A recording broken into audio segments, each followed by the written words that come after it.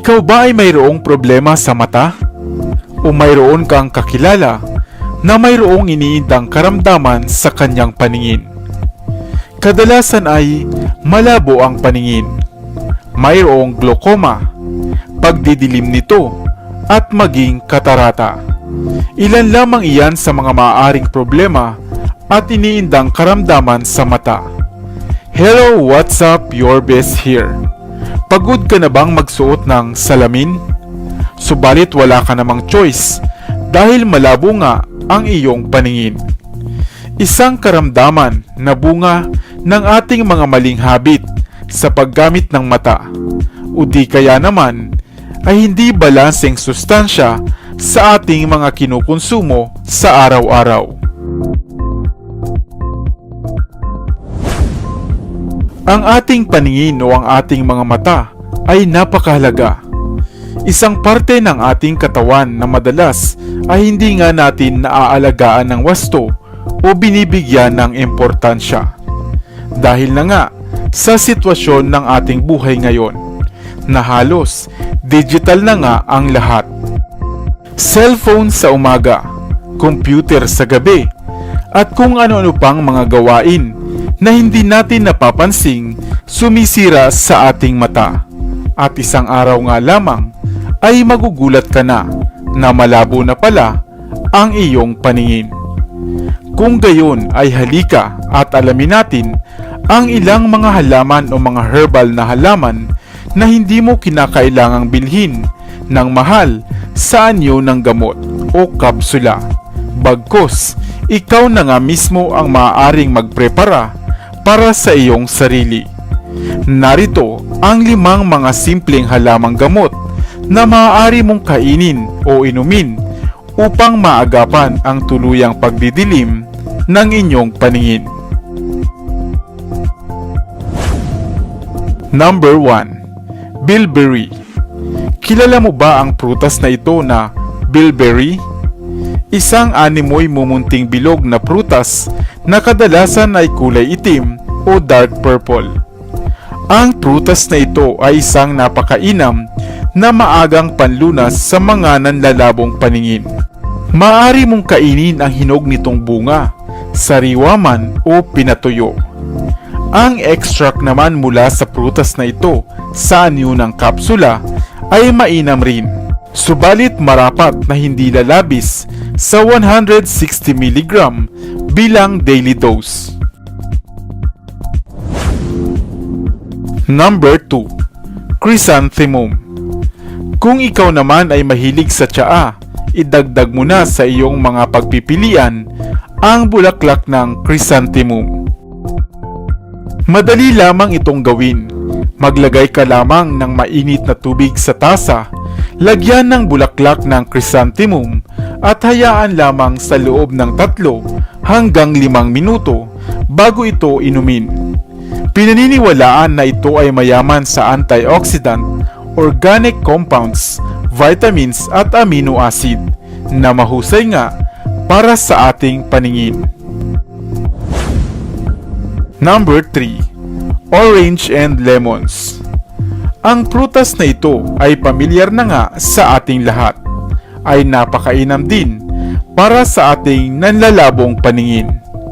Mayaman ito sa vitamin C na makatutulong upang maiwasan ang macular degeneration o pagkakaroon ng katarata.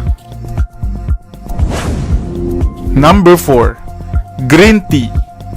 Bagaman hindi tayo masyadong mahilig sa tsaa, ngunit batid mo ba na hindi lamang ito mahusay na panlaban sa mga cancer o mga problema sa puso, sapagkat maging ito man ay magandang inumin para sa ating nanlalabong paningin. Ito ay mayaman sa vitamin C, vitamin E, lutein at zeaxanthin na mainam na pamprotekta sa mga sensitibong tissue ng ating mga mata. Number 5. Carrots. Ang idea na ito na ang carrots daw ay mainam sa ating nanlalabong paningin ay nagmula pa nga sa mga sabi-sabi at sinaunang paniniwala. Subalit, Hindi ibig sabihin nito ay hindi ito makatotohanan at epektibo. Sapagkat ang carrots ay mayaman sa antioxidants, lutein at beta-carotene na kilalang pampalinaw ng mga mata. Maaari mo itong kainin ng hilaw, gawing juice o sangkap na gulay at mainam rin para sa ating balat at pangkalahatang kalusugan. Hindi ba't nasa tabi-tabi lamang natin ang mga halaman at pagkain ito? Mga halaman na makatutulong upang maagapan ang panlalabo ng mga mata at pagkakaroon ng glaucoma o katarata. Masarap, walang side effects at masustansya pa. Ngunit kung malubha na ang inyong kondisyon, mas mainam pa rin na kumonsulta sa inyong doktor. Ngunit laging tatandaan na prevention is better than cure. Sana ay may bago kang natutunan sa videong ito. Aksidente ka na rin bang nakakagat ng buto ng kalamansi o ng lemon sa iyong kinakain? At biglangang nawala ang iyong gana dahil sa mapakla at medyo mapait nitong lasa? Subalit huwag kang mag-alala, dahil batid mo ba na maging ang mga buto pala nito ay nag-uumapaw sa sustansya? Mga buto na madalas ay tinatapon nga lamang at hindi natin pinapansin. Hello, what's up? Your best here. Sa videong ito ay ating alamin ang napakaraming benepisyo sa atin ng mga buto ng kalamansi, ng lemon o maging ng orange. Ang mga lemon o kalamansi ay popular dahil sa napakaraming rason. Ito nga ay mainam na pandagdag lasa sa mga pagkain. Mayroong mataas na vitamin C at mahusay na panlaban sa sipon. At panlaban rin sa napakarami pang mga karamdaman. Subalit ang mga buto nito ay naalis nga natin at itinatapon lamang. At hindi natin batid na maging ito man ay labis pa lang kapaki-pakinabang. Dahil maging ang mga buto nito, gaya ng laman, ay nag-uumapaw rin pala sa mga sustansya na kinakailangan nga ng ating katawan. Kaya naman halika at isa-isahin natin ang mga benepisyo nitong dala-dala. Ang mga buto ng lemon o kalamansi ay nagtataglay ng mataas na bilang ng mga flavonoids, limonoids at mga dietary fibers. At ang mga compounds na ito ay nagsisilbingang antioxidants sa ating katawan na upang makaiwas tayo sa ilang mga karamdamang kaugnay ng cancer, heart disease at maging diabetes. Siguro nga ay isa ka rin sa gumagamit ng lemon o kalamansi sa pagpapanatili ng magandang kutis at makinis na balat. At gaya nga ng lemon, ang mga buto rin ito ay mainam na source ng vitamin C. At mahigit nga sa 46.9 mg nito ang matatagpuan sa buto ng kalamansi o lemon. Mainam nga nitong pinapagana ang collagen synthesis sa ating balat at mahusay ring proteksyon laban sa UV rays o init ng sinag ng araw. Ang lemon seed oil din naman ay sinasabing mayroong analgesic effect sa bahagi ng ating utak na siyang nagsasabi nga ng sakit na ating nararamdaman at pinaniniwalaang isang mahusay na pain reliever. Batid mo rin ba na ang butong ito ng kalamansi o ng lemon ay mahusay na antibacterial, antifungal at antiparasitic infection? At ang pagkonsumo nito ay makatutulong nga upang malabanan ng ilang mga infeksyon na nasa ating balat kagaya ng candidiasis. At nakatutuwa ngang isipin at malaman na ang mga butong ito pala na itinatapon mo lamang ay maaari palang magpaganda ng ating mood at maaaring magpaganda rin ng ating memorya na napakainam lalo na nga sa mga nag-aaral na estudyante. Sa tulong ng lemonin na matatagpuan nga sa mga buto ng lemon ay mai-improve ang inyong feel-good hormones upang lagi kayong maging masaya at matalas ang memorya.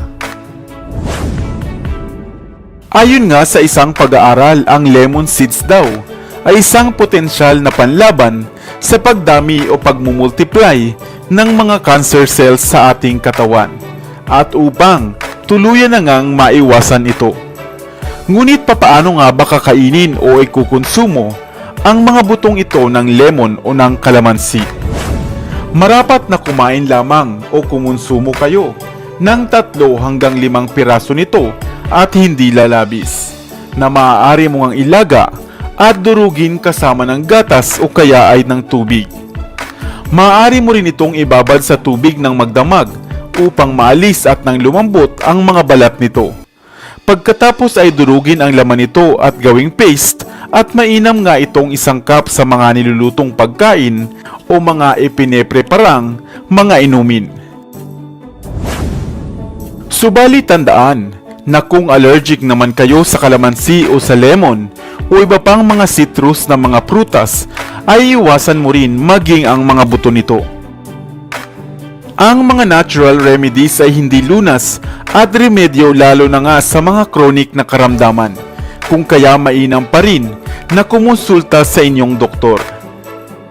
Ikaw, nakakagat ka na rin ba aksidentally ng buto ng lemon o kalamansi sa iyong kinakain? Sana ay may bago kang natutunan sa videong ito. Dito na sa Best TV, tayo ay matuto, utak mapuno ng bagong kaalaman. Dito na sa Best TV, tayo ay lumibot, lihim na mundo ay ating matuklasan. Dito yan sa Best TV, dito yan sa Best TV, dito yan sa Best TV. Sapagkat lamang ang laki may alam, dito yan sa Best Tara TV. bes, sabay-sabay tayo na matuto, pagkat dito sa mundo lamang ang siyang marunong. Ating utak sa linan ng panibagong dulo.